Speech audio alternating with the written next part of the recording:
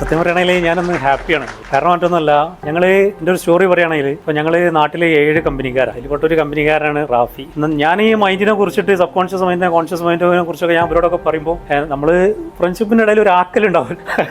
എപ്പോൾ നോക്കുകയാണെങ്കിൽ ഒരു ചെറിയൊരാക്കൽ നടക്കട്ടെ അറിയും. പക്ഷേ കുറേ കഴിഞ്ഞ് ഞാൻ അങ്ങനെ വെയിറ്റ് ചെയ്യുന്ന സമയത്താണ് ഇവൻ എന്നെ വിളിക്കുന്നത്. ഇങ്ങനെ ഒരു പരിപാടി ഉണ്ട്. പിന്നെ ഇവൻ എന്നോട് പറയാൻ തുടങ്ങിയത് conscious mind, sub conscious mind, affirmation. ഞാൻ അങ്ങനെ ഇരുന്ന് ചിരിക്കുക ഉള്ളിൽ.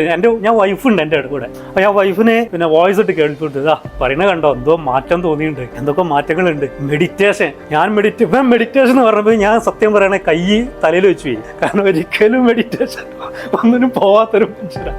പക്ഷേ അതിനുശേഷം ഇവൻ്റെ കാണുന്ന ഒരു ട്രമെൻഡസ് ചേഞ്ചാണ്. കാരണം പിന്നെ ആള് ഞാൻ വിളിക്കുന്ന സമയത്ത് എന്നോട് പറയാണ്, ഫസ്റ്റിലെ ഈ ചിന്തകൾ എന്ന് പറഞ്ഞാൽ നല്ല രൂപത്തിൽ നടക്കണം, ന്യൂറൽ പാത്വേ അടിപൊളിയാകുമ്പോൾ. അപ്പോൾ ഇത് പറയുമ്പോൾ എനിക്ക് ഭയങ്കര സന്തോഷമായി. കാരണം ഞാൻ വിജയൻ സാറിന്റെ സെക്ഷനെ ഇടയ്ക്കിടെ പോയി അറ്റൻഡ് ചെയ്യുമ്പോൾ ഇവനോട് പറയും അതിനൊന്നും പോണ്ട, അത് ട്രാൻസ്ഫോർമേഷണൽ ജേണി ഒന്നല്ല, അതൊരു വയാഗ്ര പോലത്തെ ഒരു സംഭവമാണ് എന്നൊക്കെ എന്നോട് പറയാം. പക്ഷെ അതിൽ നിന്നിട്ട് വ്യത്യസ്തമായിട്ട് ഇവൻ എന്തെങ്കിലും വന്ന് എന്നുള്ളത് എനിക്കൊരു സന്തോഷമാണ്. അപ്പോൾ ഇപ്പം നിങ്ങൾ 2 ആളായി, നിങ്ങൾ 7 കമ്പനിയിൽ ഇപ്പോൾ 2 ആള് ഇവനായി, ബാക്കി 5 ആളും കൂടി കൊണ്ടുവരാനുള്ളൂ. അപ്പോൾ ആ ഒരു രീതിയിൽ ഞാൻ അതിൽ എന്നോട് ഭയങ്കര സന്തോഷവാനാണ്. മാത്രമല്ല ഈ ക്ലാസ് വളരെ പ്രാക്ടിക്കൽ ഓറിയന്റഡ് ക്ലാസ് ആയിട്ട് എനിക്ക് തോന്നി. സാറിന്റെ ക്ലാസ്സിൽ അതിൽ സാറിനോട് ഞാൻ നന്ദി പറയാണ്, താങ്ക് യു. അതേപോലെ നിങ്ങളോട് എല്ലാവരോടും നമ്മൾ പ്രാക്ടിക്കലായിട്ട് ഒരു കുടുംബമായിട്ട് നമ്മൾ നീങ്ങുമ്പോഴാണല്ലോ അതിന്റെ യഥാർത്ഥ വിജയത്തിലേക്ക്, യഥാർത്ഥ ടേണിംഗ് പോയിന്റിലേക്ക് എത്താൻ കഴിയട്ടെ എന്ന് ആശംസിച്ചുകൊണ്ട് നിർത്തുന്നു. നന്ദി, നമസ്കാരം.